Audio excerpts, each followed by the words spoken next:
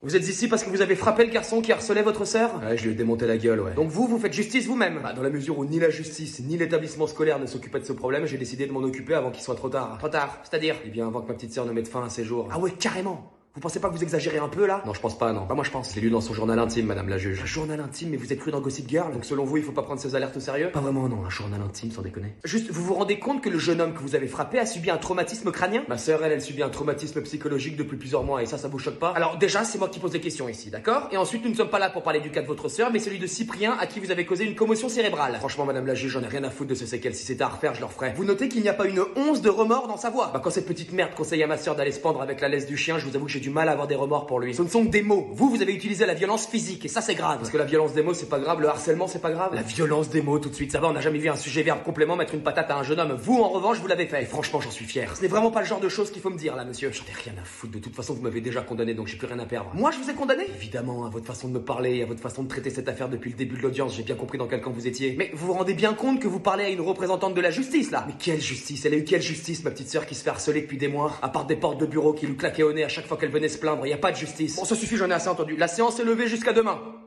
Emmenez-le.